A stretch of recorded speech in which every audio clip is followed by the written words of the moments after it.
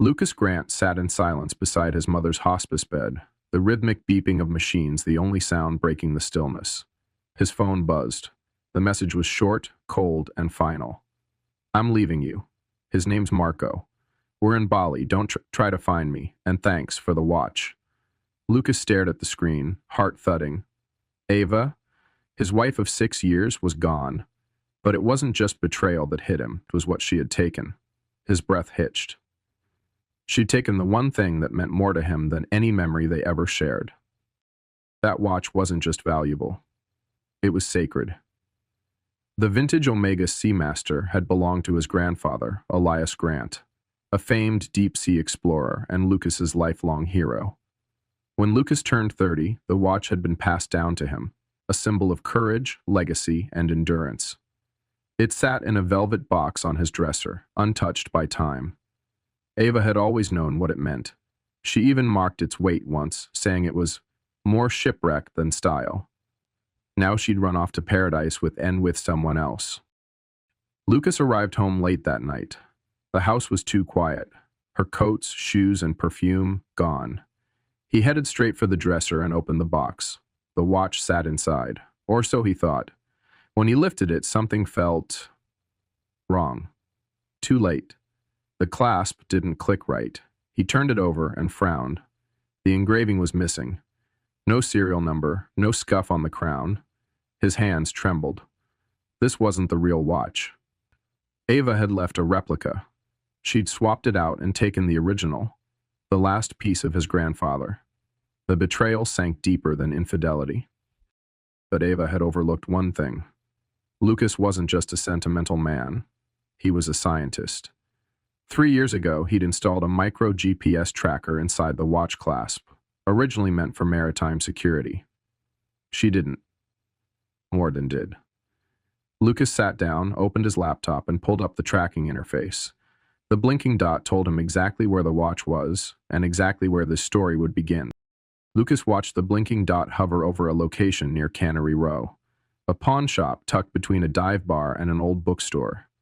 It didn't make sense at first. Why would Ava take the watch and bring it there? Then it clicked. She hadn't pawned it herself. Marco had. A way to liquidate, quickly, cleanly, without suspicion. Lucas's fingers hovered over the keyboard, already searching for the shop's number. The betrayal wasn't spontaneous. It had been mapped out, rehearsed. Ava hadn't just left him. She'd orchestrated her escape like a con artist planning a heist. He called the shop, voice steady despite the churn in his stomach. "Hi, I'm looking for a vintage Omega Seamaster that may have come in recently. It has a security feature, a tracker."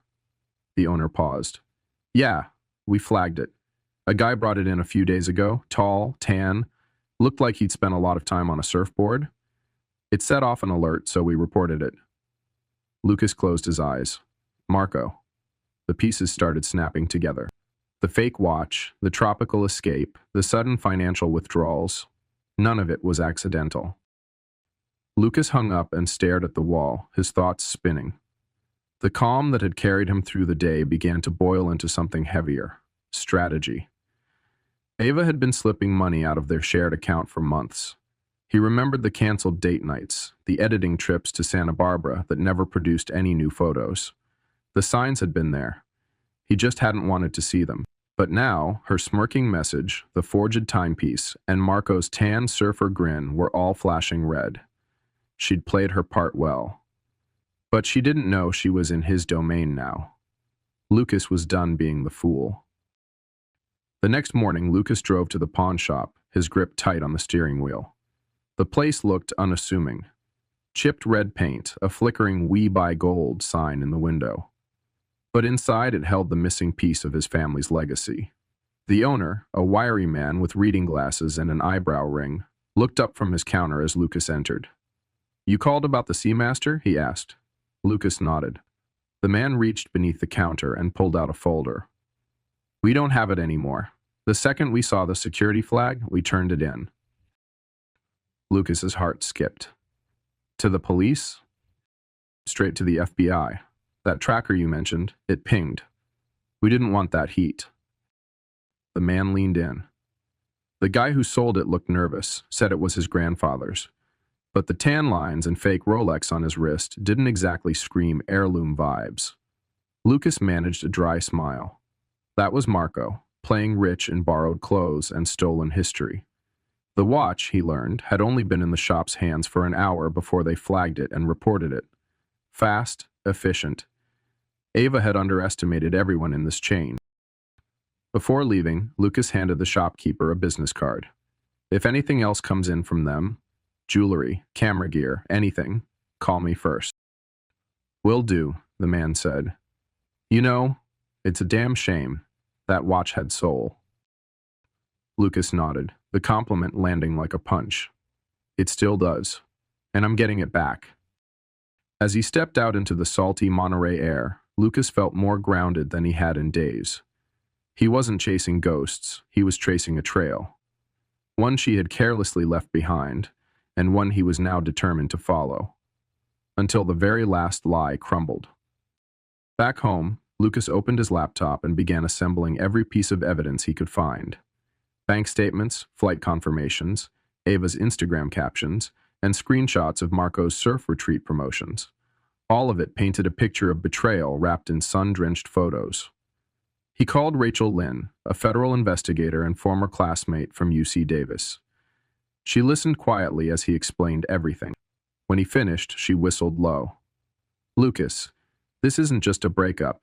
This is grand theft with interstate and international movement. You have more than enough to open a formal case. Lucas sent over the tracker logs, screenshots of the watch at the pawn shop, and copies of Ava's recent wire transfers. Money slowly funneled to a shell company in Marco's name. Rachel was impressed. You've done half my job already, she said. Let me take it from here. Within hours, she looped in Interpol and flagged the watch with customs in Bali. If it resurfaces, we'll know, and they won't be able to flip it twice. Lucas stared at the tracking interface. The dot had gone dark, likely boxed and stashed after the pawn shop failed. Rachel called again later that evening. By the way, Marco's not just some pretty boy with a GoPro. He's got a tax evasion and petty fraud in 3 states. Ava picked herself a real winner. Lucas wasn't surprised. Ava always liked flashy. She just didn't realize how fast flashy could turn to flammable. With each passing hour, Rachel built out the case. Financial misappropriation, interstate fraud, attempted fencing of stolen goods. I'm filing under international property theft, she told him. Because that watch? Well, it's not just personal, it's historic. The provenance alone would hold up in court. Lucas let out a breath he hadn't realized he was holding. For the first time since the message, he felt something real. Traction. It wasn't just about getting the watch back anymore. It was about justice. About proving that Ava hadn't walked away from America, and Lucas wasn't about to let her get away with either. Lucas sat at his desk, scrolling through Ava's social media feed. Her once cubicle grid of coastal sunsets and minimalist flat lays had transformed into an impulsive highlight reel of paradise. There she was, clinking tote bales with Marco in a beachfront cabana, lounging on an oversized hammock, captioning it, "Living with no regrets." Each photo was a slap, a digital reminder of everything she thought she'd escaped. In one post, Marco grinned beside her holding a surfboard with the words, "Seize everything," scribbled in marker. It was bold, careless, and exactly what Lucas needed. Ava had underestimated the reach of her own vanity. Lucas clicked through tagged posts, finding location data embedded in the images. He mapped their trail.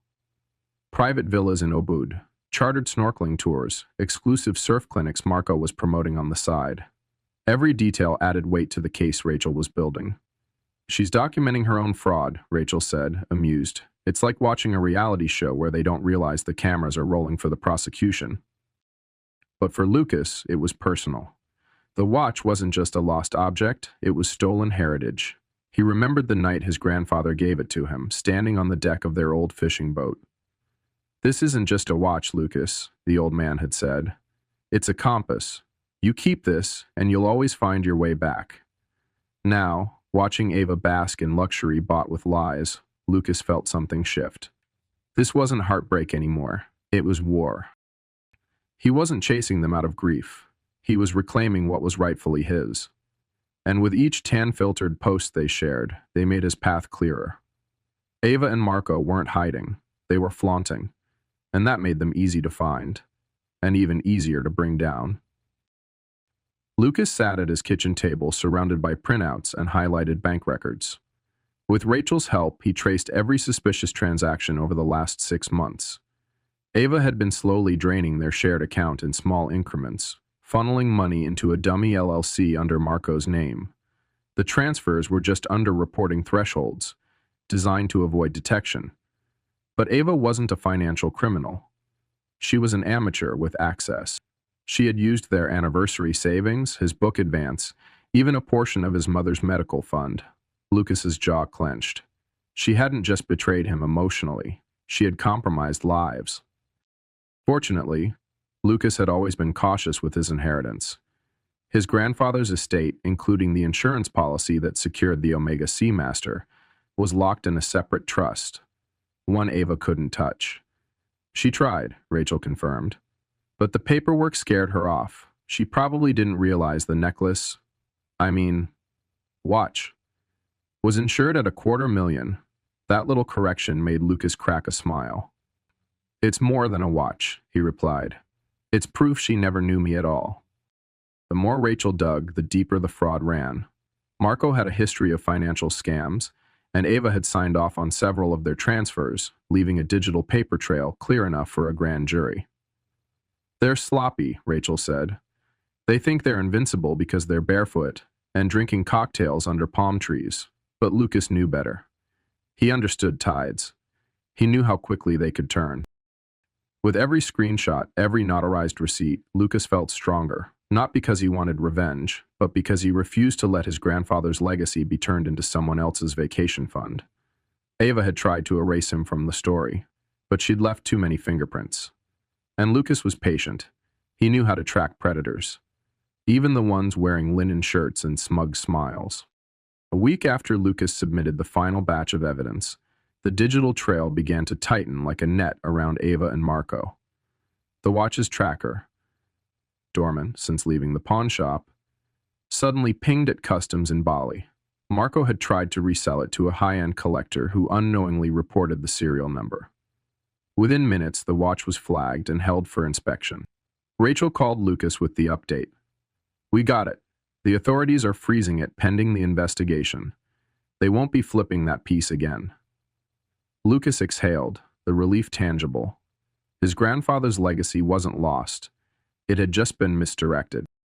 Patrol coordinated with local authorities, and Ava's bank transactions triggered a secondary alert for cross-border financial fraud. Meanwhile, Marco's social media posts began thinning out. No more flashy beachside brunches or sponsored surf content.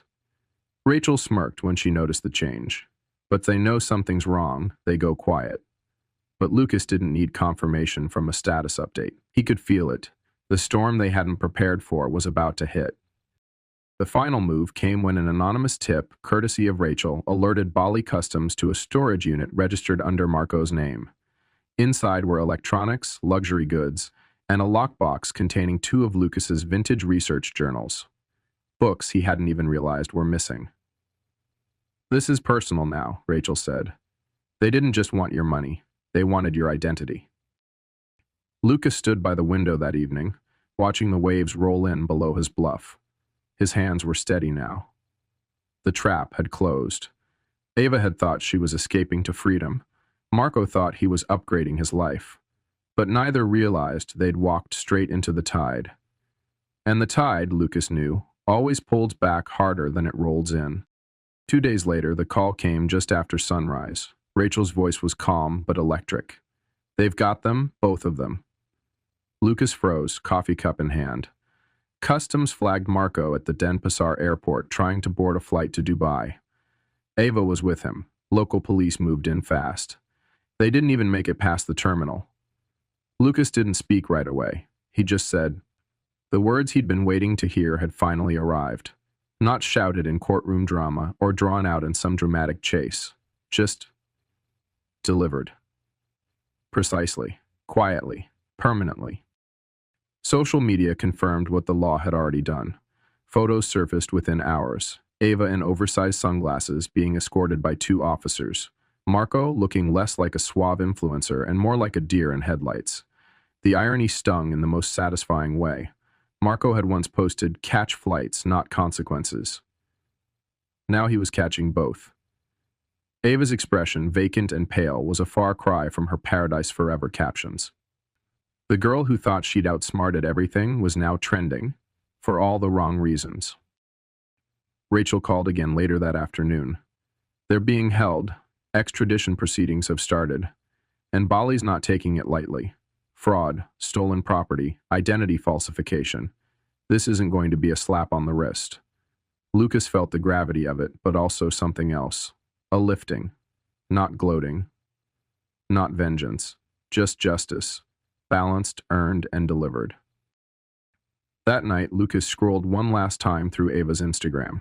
She hadn't deleted the past, just gone silent. He closed the app, tossed his phone on the nightstand, and looked at the reclaimed Seamaster on his dresser. It sparkled under the lamp. It had seen deep oceans and darker betrayals, but it had come back. So had he. And that, he thought, was enough. The house felt different now. Cleaner, quieter. Not in a lonely way, but in a way that made Lucas feel like he could finally exhale. He had spent the past week clearing out everything Ava had left behind. The seashell prints she'd bought for the guest bathroom, her overpriced camera gear, even the half-empty perfume bottle that still clung to the air. Each item he boxed felt like removing a lie. Every drawer he emptied gave him back a piece of space, of himself. By the end of the week, he didn't just feel alone, he felt sovereign. He brought the Seamaster to a local watchmaker, someone his grandfather once trusted, to have it cleaned and serviced. As the watchmaker examined it, he paused. "This piece has history," he said, running a gloved finger along the bezel. Lucas smiled. "So do I." He walked out of the shop that day feeling lighter. The watch no longer symbolized the betrayal. It symbolized endurance, survival, legacy reclaimed, not stolen. Lucas also returned to the Marine Institute, where colleagues welcomed him back with warmth and quiet understanding. Diving into his research again gave him a renewed sense of purpose. He'd lost time, trust, and pieces of his heart, but not his passion. He started planning an oceanic preservation project in honor of his grandfather. The grant proposal wrote itself. At night, Lucas sat by the fire pit in his backyard, listening to the waves crash in the distance. Not as a man picking up broken pieces, but as someone rebuilding stronger than before. The scars were there, but they didn't own him. He now saw them as blueprints, proof that he had been through something, and had come back standing. He didn't just get his watch back, he got himself back. And that, in the end, was the real victory. The call came unexpectedly, an unfamiliar number with a Bali country code blinking on Lucas's phone. He let it ring twice before answering. Ava's voice came through, raspy, uncertain. "Lucas, I know I'm the last person you want to hear from, but I needed to say something." Lucas didn't respond. He just noticed that, quote, "I didn't know you still had the tracker. I didn't know you still fight back." Her voice cracked. "I lost everything. He's gone. The money's gone. And I know I don't deserve your forgiveness, but I needed to say, I'm sorry." Lucas remained silent, not out of cruelty, but because he had nothing left to say. The man she betrayed wasn't the one standing here now. That chapter was sealed. "Take care of yourself, Ava," he said.